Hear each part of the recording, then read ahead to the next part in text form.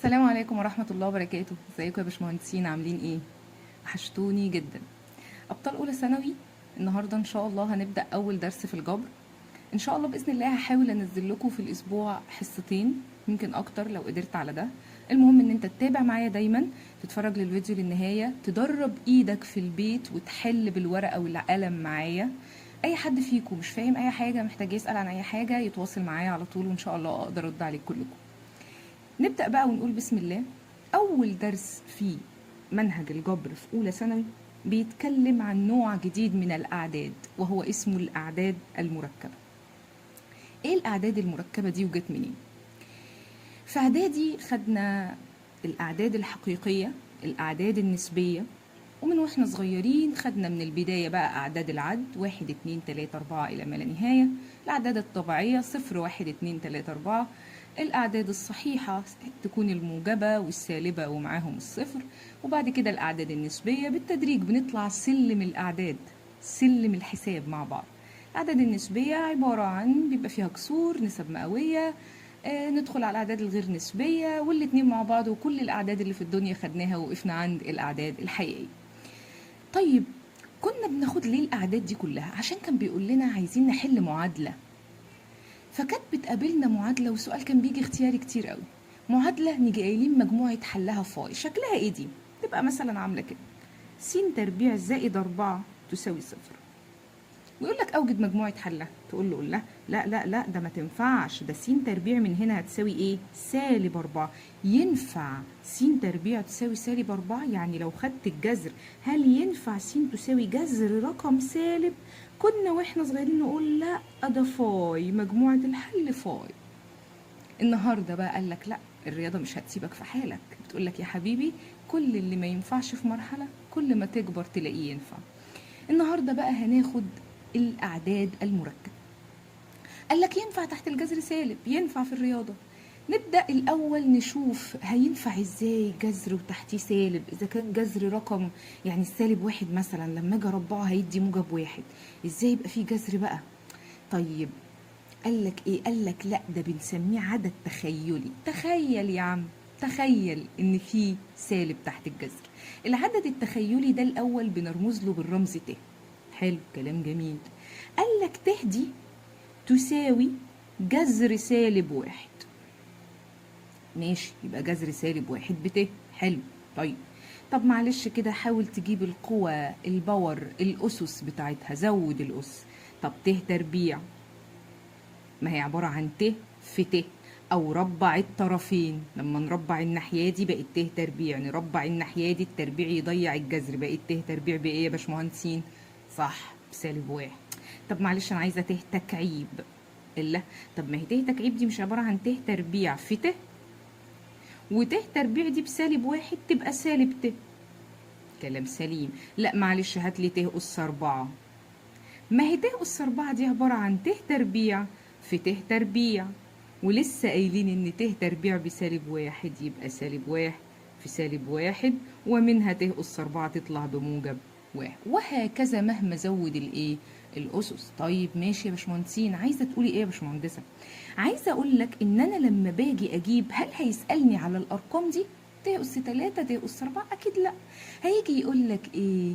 أنا عايز ت أس ويديك رقم كبير شوية إلى حد ما، يقول لك مثلا ت أس 17، ت أس 16، ت أس 36، ت أس 170، ت أس أي رقم. نعمل إيه؟ قال لك في قاعدة عامة: أنا الأول باخد الأس واروح اقسمه على 4. يبقى باخد الأس واعمل ايه؟ اقسمه على 4. لو طلع يقبل القسمة على 4 يبقى مش هيبقى فيه باقي. يعني ايه؟ يعني مثلا ت أس 16، اقسم ال 16 على 4، 16 على 4 فيها الأربعة، هل معاك باقي؟ لا، مفيش باقي. طب تعالى نكتب القاعدة وتحفظها صم. لو أنا عندي مثلا، لو مفيش باقي خالص، طب لو متبقي 1، طب لو متبقي 2، طب لو متبقي 3، تحطهم قصاد بعض كده عشان تحفظهم بطريقة سهلة جدا. لو مفيش باقي يعني الرقم من مضاعفات العدد 4 تبقى الإجابة 1. طب لو الباقي 1 لا تبقى الإجابة ت. طب لو الباقي 2 الإجابة -1. طب لو الإجابة 3 لو الباقي 3 الإجابة -ت. يعني إيه لخبطتينا مش فاهمين؟ بص كده، ت أس 16، خد ال 16 اقسمها على 4، 16 على 4 فيها ال4، هل في باقي؟ لا، يعني الباقي صفر، مفيش باقي. طالما مفيش باقي يبقى الإجابة إيه؟ الواحد. ها؟ طب ت أس 17، 17 تقبل على الأربعة؟ لا والله ما تقبلش. إيه اللي يقبل؟ ال 16. إلا يعني الباقي واحد، متبقي واحد يبقى الإجابة إيه؟ ت على طول. طب يلا نجرب اللي بعده، ت أس 18. هل 18 تقبل الاسم على 4؟ لا ما تقبلش. طب ايه اقرب حاجه ليها تقبل؟ ال 16. يبقى كده متبقي ايه؟ 2. من الباقي 2 اهي قدام عينك، يبقى الاجابه ايه؟ -1. طب ت أس 19، 19 تقبل الاسم على 4؟ لا. طب ايه اقرب حاجه ليها تقبل؟ ال 16. طيب يبقى كده متبقي كام؟ 3. متبقي 3 يبقى الاجابه عندي -ت. احفظ يا حبيبي يا باشمهندس، لو متبقي 0 الإجابة 1، متبقي 1 الإجابة ت، متبقي 2 الإجابة -1، متبقي 3 الإجابة -ت. رصهم 0 1 2 3، 1 ت -1 ت. تاني 0 1 2 3، 1 ت -1 ت. بس انت كده زي الفل، واي سؤال هيجيلك هتعرف تحله. طب معلش انا عايزه كده احط سؤال هو لذيذ وصغنطوط. هل لازم تجيلي الأسس بالسهولة دي مهما كانت الأرقام كبيرة يا باشمهندسة؟ هعرف أشوف إن شاء الله باقي إيه اللي بعد ما أقسم على 4. طب لو جالي ت أس -19، الأس سالب مثلا، أس سالب أي حاجة، والله واخدين كلام تراكمي بتاع أولى وتانية إعدادي، لما بيكون الأس سالب بنزل فين؟ في المقام. طب ما دي معناها إيه؟ مش 1 على ت أس 19؟ برضو ما حلناهاش. لا حلتها، انت اللي مش واخد بالك يا باشمهندس. الواحد ده ايه قيمته؟ مش اي رقم في الدنيا من مضاعفات الاربعه يديك واحد. يعني ت أس 16 بواحد، ت أس 20 بواحد، ت أس 24 بواحد، اي رقم يقبل على 4 بواحد. طب ايه اقرب حاجه لل 19؟ ينفع اشيل الواحد واقول ت أس 20؟ والله ينفع. يبقى فوق ت أس 20 وتحت ت أس 19 فيها الايه؟ والنبي ايه؟ في القسمة بنطرح الأسس. برافو. يبقى هنحط الت، و20 ناقص 19 فيها الأس 1، يبقى الإجابة ت. وهكذا لو جالك الأس السالب أي سؤال إن شاء الله ما تقفش فيه. تمام، واضح؟ إن شاء الله واضح. طيب ماشي، انت كده يا باشمهندسة عرفتينا العدد التخيلي. تمام، لحد دلوقتي ما اتكلمناش ما هو العدد المركب بقى، عنوان الدرس الأعداد المركبة. قال لك يا باشمهندس من اسمه مركب. مركب يعني أكيد حاجتين متركبين مع بعض. العدد المركب ده عبارة عن جزء حقيقي وجزء تخيلي. يعني ايه؟ يعني ايه وشكله ازاي؟ مثلا يعني اقول لك مثلا ألف زائد ب ت. ايه ألف وب ده؟ ألف رقم 3 5 7، ب كذلك رقم حقيقي برضو، -2 11 13 20 أي رقم، حتى لو جذور، ألف مثلا نقول جذر 3، ب نقول جذر 2 عادي جدا. طيب ده بنسميه الجزء الايه؟ الحقيقي. طب ده بقى ما هو معاه ت اهو، يبقى بنسميه الجزء الايه؟ التخيلي. والاتنين مع بعض لما اجمعهم يدينا العدد الايه؟ المركب. يبقى ما هو العدد المركب؟ عبارة عن عدد مكون من مجموع رقمين احدهم حقيقي والاخر تخيلي. تمام، عرفنا ما هو العدد المركب. طيب امتى يتساوى عددين مركبين؟ يعني مثلا لو جيت اديك مثال وقلت لك مثلا س زائد ص ت، قلت لك تساوي 3 ناقص 5 ت. والله واضحة وسهلة خالص. امتى يتساوى العددين المركبين؟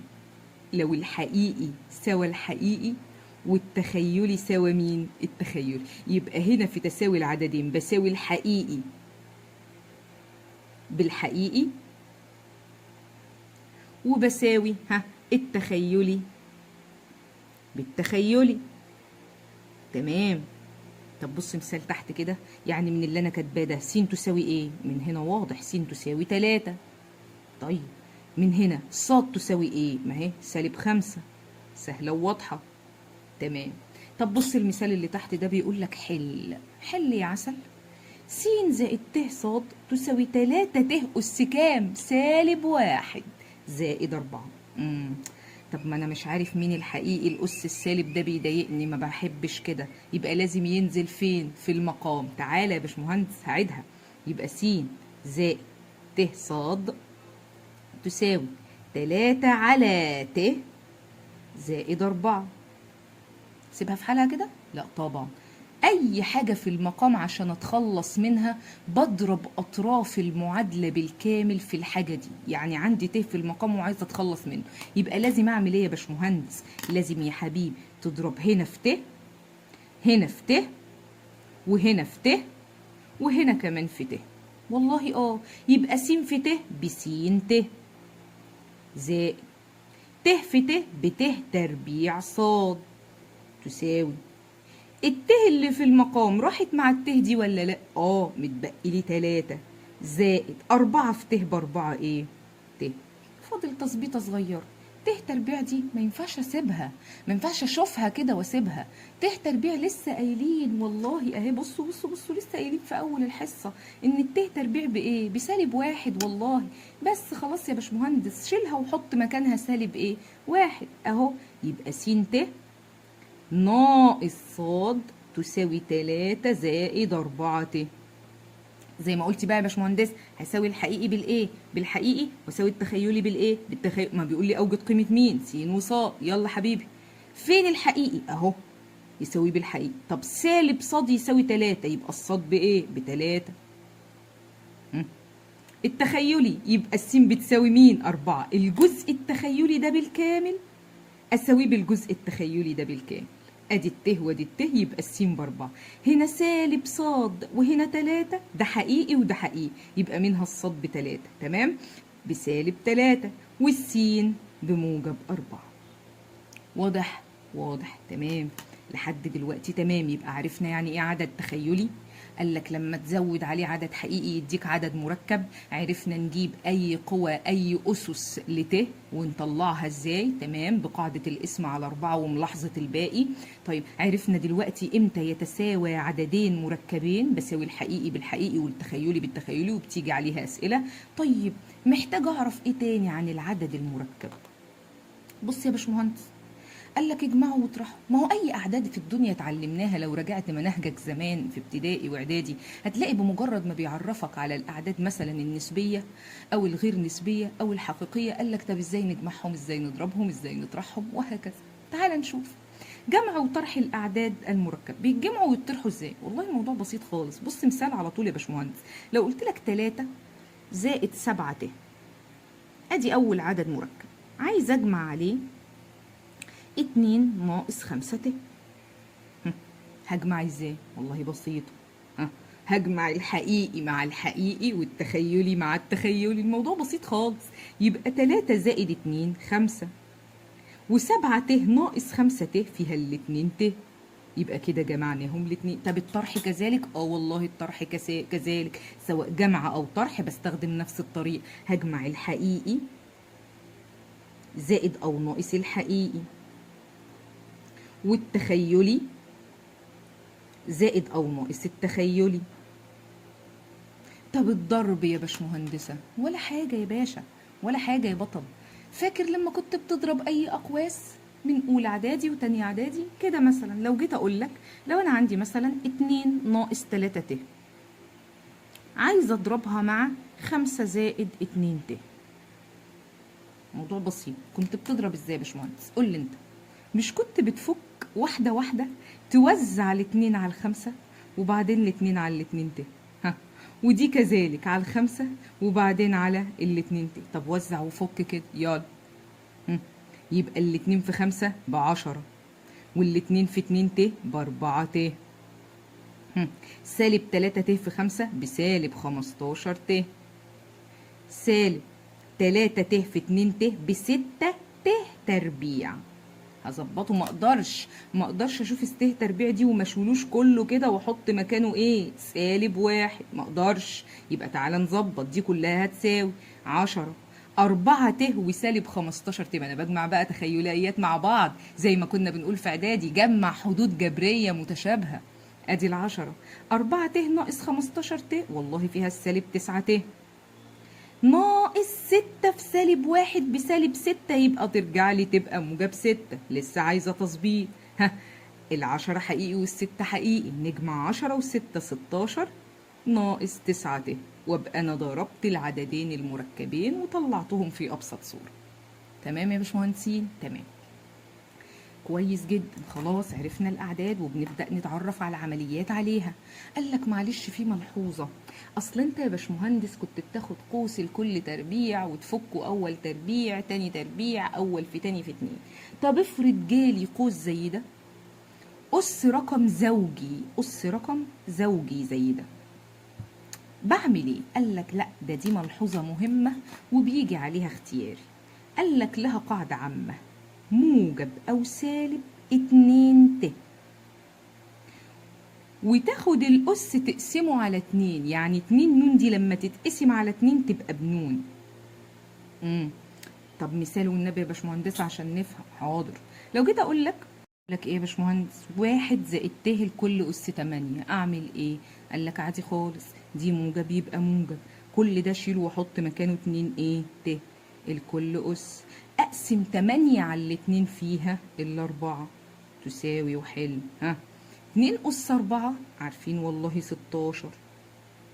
طب ت أس 4، احنا قلنا بقى أي مضاعفات ال4 تبقى ب1، يعني ت أس 4 ب1 يبقى الناتج النهائي ايه؟ 16. طيب مثال كمان على الملحوظة دي، لو جيت أقول لك 1 ناقص ت بس الكل أس 10، ها تساوي، أعمل إيه؟ هشيل كل ده، دي سالب أخليها سالب 2 إيه ت. قاعدة الكل أس، أخد ال10 وأقسمها على 2، 10 على 2 فيها ال5. يلا سالب 2 أس 5، احنا عارفين إنها ب32، وطالما الأس فردي يبقى يفضل السالب. طب ت أس 5 يبقى الباقي بينه وبين الأربعة 1، طالما متبقي 1 لسه قايلين اهي في الأول الباقي 1، يبقى الناتج بيطلع ايه؟ ت. مظبوط، يبقى دي سالب 32 ايه ت. تمام. دي ملحوظة بسيطة بيجي عليها أسئلة اختياري كتير. طيب ماشي يا باشمهندس، أنا دلوقتي عرفت يعني ايه عدد تخيلي، عرفت اطلع كل الاسس بتاعته. لما زودنا على التخيلي حقيقي فبقى مركب، عرفنا يعني عدد مركب، عرفنا نجمعه ونطرحه، عرفنا نساوي عددين مركبين ودي جزئيه مهمه.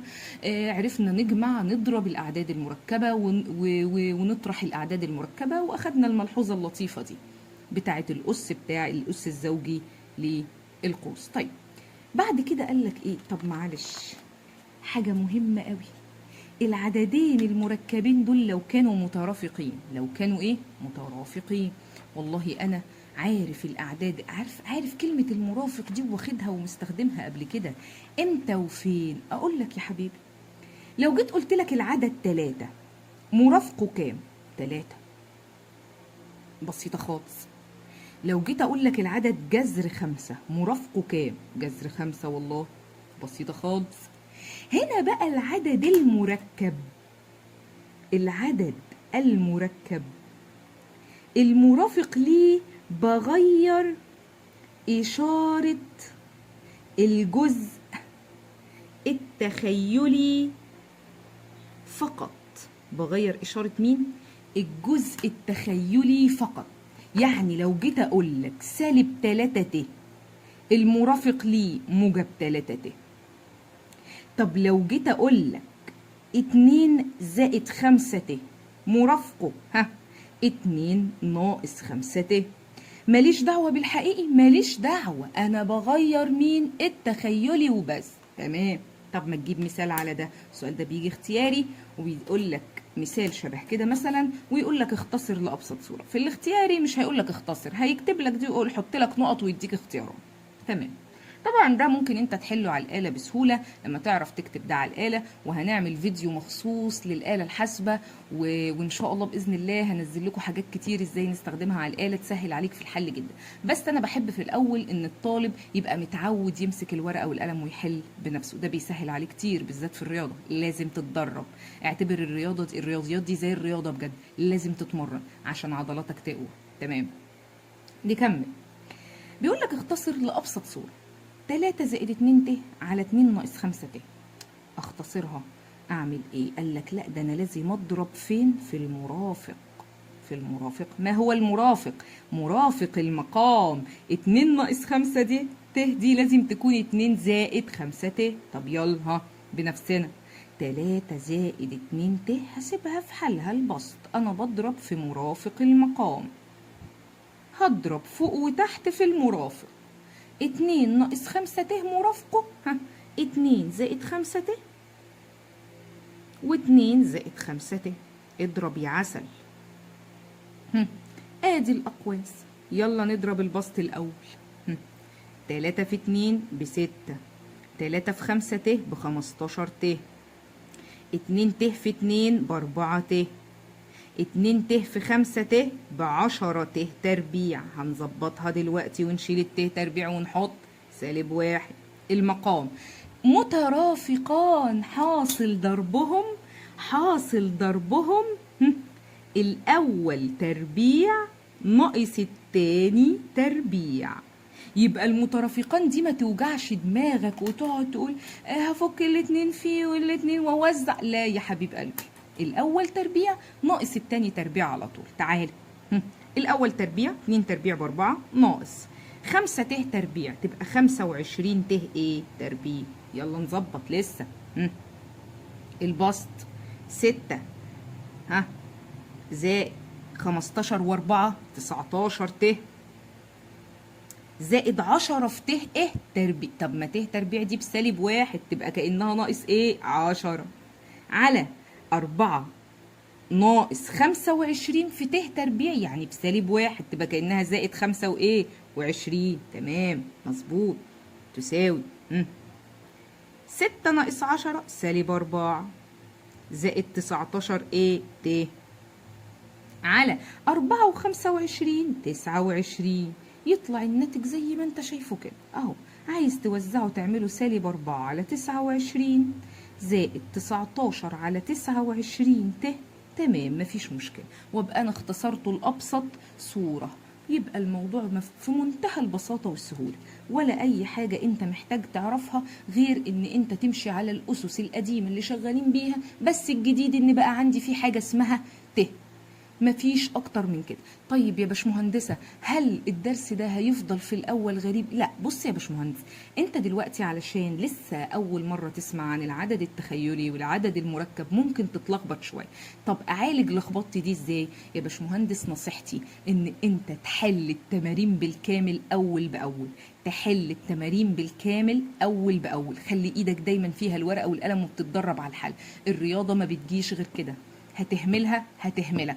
ممنوع ممنوع ممنوع ان انت تسيب الرياضه وتقول لا ماشي الاسبوع الجاي الاسبوع اللي بقى. مفيش، الماده الوحيده اللي ما ينفعش تتراكم، ممنوع تراكم الرياضه. دايما بقول للطلبه بتاعتي عامله زي السبرتو بتطير، فلازم من الاول من الاول وانت في اولى ثانوي عايزين ان شاء الله نبقى حاجه. تمام، يبقى تواصل دايما على التدريب، وانا معاك لو حابب تتواصل معايا في اي وقت ان شاء الله اقدر ارد على كل حد فيكم. انا الباشمهندسه هدير العربي، هتوحشوني قوي.